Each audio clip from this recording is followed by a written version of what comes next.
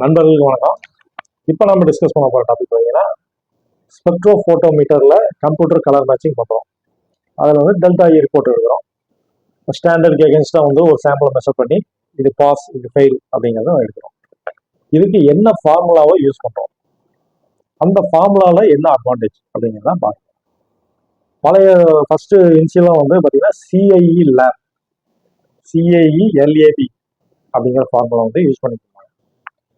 இது என்ன பண்ணணும்னா டெல்டா இ வந்து எப்படி கால்குலேட் பண்ணோம்னா எல் வேல்யூ, அதாவது லைட்னஸ் வேல்யூ, தின்னரா ஃபுல்லரா, அதுக்கப்புறம் ஏ வேல்யூ, ஏனா ரெட்டர் கிரீனர், பினா எல்லோயர் ப்ளூமர், இதை வச்சு வந்து டெல்டா இ கால்குலேட் பண்ணணும். ஆனால் இப்போ அதுக்கப்புறம் அந்த CMC 2:1 பார்த்தீங்கன்னா LCH ஃபார்முலா வந்து யூஸ் பண்ணுவாங்க. அதாவது எல் அப்படியே தான் இருக்கு ஆஸ் யூஸ்வல் சிஐ லேப் மாதிரியே. ஆனால் சி அண்ட் ஹெச் என்ன பண்ணுவாங்கன்னா இந்த ஏ அண்ட் பி வேல்யூ இருக்குங்களா, அதுல இருந்து சி அண்ட் ஹெச்சா கன்வெர்ட் பண்ணுவாங்க. குரோமா அண்ட் ஹியூ இந்த வேல்யூஸை கன்வெர்ட் பண்ணி இதை மூணையும் வச்சு டெல்டா இ கால்குலேட் பண்ணுவாங்க. சரி, இது ரெண்டுக்கும் என்ன வித்தியாசம், அப்படி பண்றதுனால என்ன வந்து டிஃபரன்ஸ் அப்படின்னு பார்த்தீங்கன்னா, அதாவது LAB வேல்யூல வந்து இது ஒரு ஸ்பியர் மாதிரியான டாலரன்ஸ் லிமிட்ல இருக்கும். அதாவது சென்டர் பாயிண்ட்ல இருந்து எல்லா ஏரியாவும் ஈக்குவலா இருக்கும்.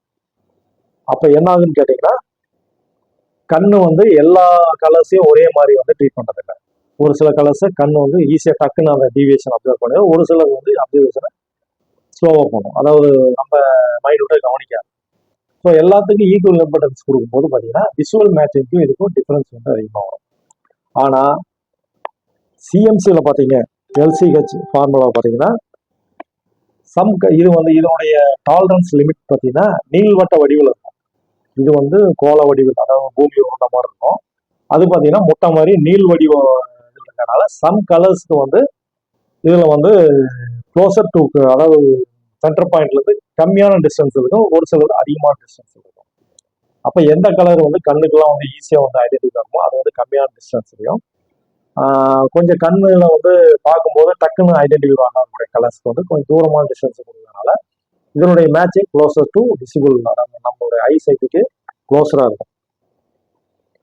அப்புறம் LAB-னுடைய அக்யூரசி ஆஃப் இது பார்த்தீங்கன்னா கலர் மெஷரிங் பார்த்தீங்கன்னா LAB-ல அக்யூரசி கொஞ்சம் கம்மியாக இருக்கும். LCH-ல க்ளோசர் டு ஐ மேட்சிங், அதாவது விஷுவலாக நம்ம பார்க்கறதுக்கு கண்ணில் பார்க்கறதுக்கு கொஞ்சம் க்ளோஸராக பெட்டராக வரும் கம்பேர் டு LAB. LAB வந்து மோஸ்ட்லி வந்து எதுக்கு இன்னும் வந்து ஒரு சிலர் வந்து யூஸ் பண்ணிட்டு இருக்காங்க, எதுக்குன்னு பார்த்தீங்கன்னா இந்த லேப் அப்ரூவல் அந்த மாதிரி கேஸுக்கு LAB is better compare to LCH. ஆனால் CMC LCH இதெல்லாம் பார்த்தீங்கன்னா பல்க் அப்ரூவலுக்கு CMC தான் பெட்டர். ஏன்னா வந்து அப்போதான் க்ளோசர் டு ஐ வரும். அது வந்து SP கன்ஃபர்மேஷன் வரதுனால LAB is better for lab dip approval. இந்த மாதிரி லேப் சம்மந்தப்பட்ட விஷயங்களுக்கு அது கரெக்டாக இருக்கும். SP ஆல்டர் பண்ணுறதுக்கு இதுக்கெல்லாம் வந்து கரெக்டாக இருக்கும். LCH வந்து பல்க் அப்ரூவலுக்கு வந்து LCH தான் பெட்டர் ஆகும். ஏன்னா அது closer to eye visual matching. இதுதான் இது ரெண்டு கொண்ட வித்தியாசம். நன்றி, வணக்கம்.